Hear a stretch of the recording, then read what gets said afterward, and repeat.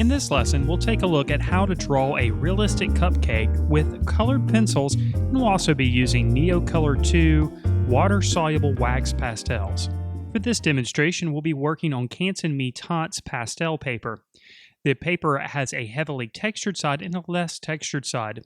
We'll be using the less textured side for this demonstration. I'll begin by drawing out the contours of our subject, which of course is a delicious cupcake with a cherry on top. I'm focusing in on only the basic shapes here at the beginning. We're not going to add any value or shading with the graphite. Instead, we'll develop all of that information with the colored pencils and water-soluble wax pastels. Once I've got the basic shapes in place, we'll go ahead and start creating base layers. We're going to start with the cherry, and we're going to develop the cherry completely. We'll start by using the Neocolor II water-soluble wax pastels. I'll lay down scarlet first with a little bit of black, and then I'll accentuate the highlights with some of the white. One of the great benefits of using these water-soluble wax pastels is, of course, they are water-soluble. So we can add water with a brush, and I'm using a very minimal amount of water here. But it activates the wax pastels and allows them to be moved on the surface. Essentially, what we're creating here is somewhat of an underpainting, and we'll be able to apply colored pencil applications over the top with a bit of color already in place. Now again, I'll stress that I'm using a minimal amount of water here. Remember, this is not watercolor paper. This means if heavy amounts of water are added, the paper will buckle. Once the surface is allowed to dry, we can go ahead and start applying colored pencil applications over the top. We'll start here with an application of Crimson Lake, and of course I'm using the Prismacolor Premier line of pencils. Then we can start to darken up the shadow that happens on the left side of the cherry by adding a bit of Tuscan red over the top. We'll continue developing the light and dark values that happen on the cherry. Once we've got a good amount of Tuscan red in the darker spots, we'll go back with a bit of Crimson red and make the reds in the lighter areas a bit bolder and brighter. Then to darken the area of shadow a bit further, we'll use a combination of dark umber and indigo blue. This mixture produces a more natural looking black than black alone. Black is such a strong color that it can make some areas appear flat and unnatural if you're not careful, so it's usually better to mix your own black. We can burnish applications in between using a colorless blender before going back and making the highlights and lighter values a bit stronger by adding a couple of applications of white. We'll develop some of the details and subtle reflections that happen on the lower portion of the cherry. And in this case, we have two light sources. One light source from the right, which is a bit stronger, and a secondary light source that's coming from the left, which is a bit weaker. This means that we'll have highlighted areas on both the left and right side of the cherry. To make the cherry feel a bit more natural, we'll add just a bit of red purple. In this case, the color I'm using is mulberry, and then we'll go back with the colorless blender, smoothing transitions of value and color. There is a slight shadow that happens on the very top of the cherry, and of course this is produced by the stem, so we'll use a bit of Tuscan red here and then burnish it using the colorless blender. We'll add a few more subtle areas of darker value using the Tuscan red. And then to make the strong highlight in the center portion of the cherry a bit stronger, we'll use the white from the Neocolor II set, and we won't activate it at all with water, we'll just allow it to sit on the surface. Then a few more areas of highlight and detail are added using the white colored pencil.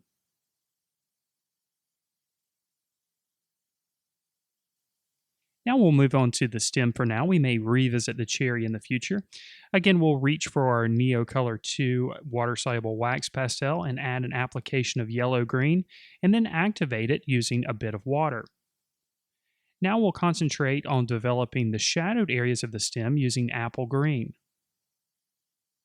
We can make that quite a bit darker by applying dark umber over the top. We'll add a bit of variety to the color and give it more of a natural appearance, the stem anyway, by adding a bit of terracotta in the area of transition between the darker values and the lighter greens that happen closer to the light source. Of course, we'll use this color a little bit heavily at the top portion of the stem.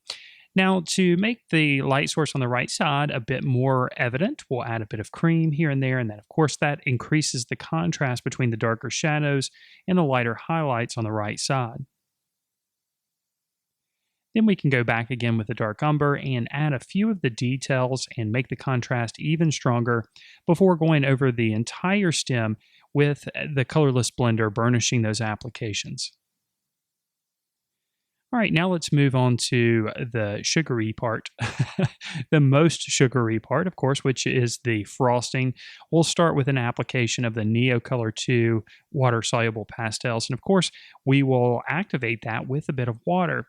And again, just a small amount of water is used here. Not only does using a small amount of water prevent the paper from buckling, but it also gives us a bit more control with the brush. Then we'll start gradually developing the darker values. We're going to start with 20% warm gray. Of course, again, I'll remind you that I'm using the Prismacolor Premier line of pencils. Then we'll go back with a bit of French gray, which is slightly darker but still very warm, and create some of the darker areas of value. We'll burnish these applications with the colorless blender. Now, even though these areas are white, so to speak, when we look at them, the local color, of course, would be white. There are subtle changes of value that happen here. So we're going to gradually build up those relationships. In this case, I'm adding a bit of white here on the upper portion of this top portion of the frosting. And we're going to add some of those white applications on the left side as well, because remember, we're working with two light sources. There's one from the left and one from the right.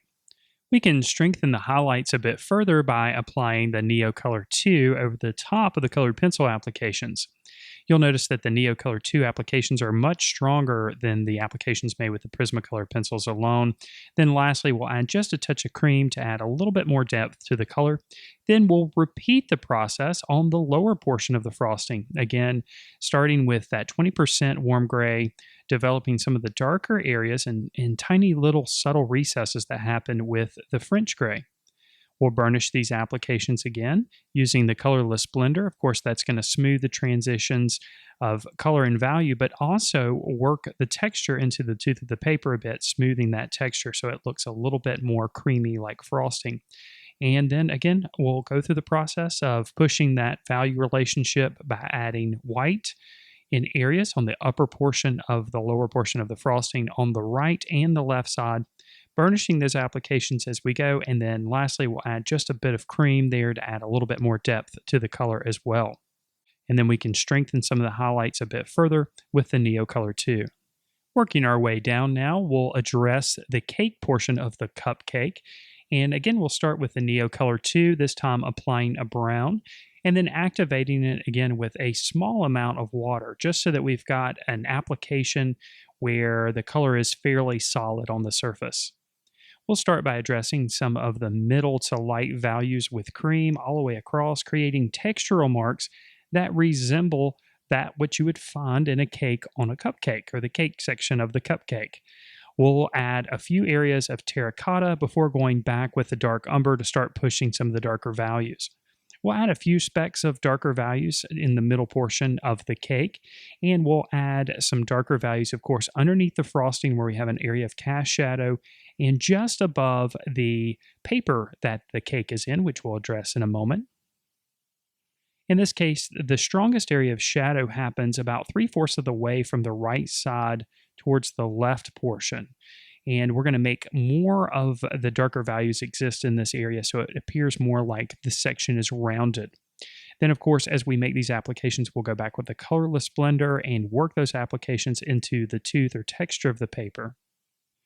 We can go back and address some of the lighter values with a few touches of white, and then make some of those darker values a bit darker using the dark umber. A few last touches are made with the colorless blender, and then it's time to turn our attention to the paper that's holding the cupcake. We'll again address this area initially using the brown Neocolor II. Then before activating this time, we're going to use the black, and we're going to create all of those little ridges that happen in the paper. Of course, we're going to be focusing in on the shadowed areas. Now, because the cupcake is, of course, round, they're going to be more concentrated on the left side and the right side, and a little bit more spread out closer towards the middle. Then we'll start the process of activating these applications with just a touch of water on the brush. And we're very careful here to preserve areas of lighter value. We want to be careful that we don't activate everything on the surface and create a muddied look. So we're activating the darker areas first with long vertical strokes and then going back and activating the brown sections with long vertical strokes as well. Once this area is dry, we can start to address some of the highlights. We're doing this here with a bit of cream. And of course, these are the areas of the ridges that actually protrude out. And here again, they're going to be closer together, closer to the left side of the cupcake and the right side, and a little bit more spread out as we get closer to the center. Now we'll concentrate on enhancing the darker shadowed areas a bit further, initially with the dark umber.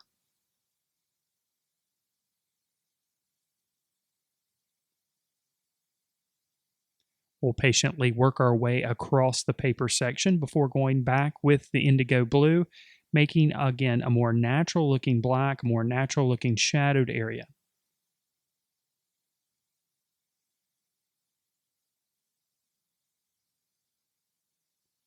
Then it's time to go over this section with the colorless blender, again working the colored pencil material into the tooth of the paper, creating a smoother, more natural looking appearance and creating smoother transitions between values and colors. Now we'll enhance the areas of highlight with the white. We'll add a strong shadow just underneath the cupcake where it's resting on the table. Now to create a natural looking cast shadow, I'll use just a bit of compressed charcoal and blend that with the blending stop.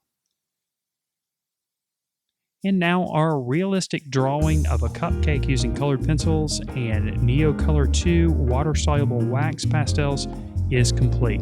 If you enjoyed this tutorial, make sure that you subscribe to the channel or head over to thevirtualinstructor.com. If you want to learn even more, I encourage you to check out our extensive membership program, which includes video courses, weekly live instruction and live lessons, ebooks, and much, much more. Just click on the button in the center of your screen to learn more about our program, or click on the card in the upper right-hand corner. Thank you so much for watching.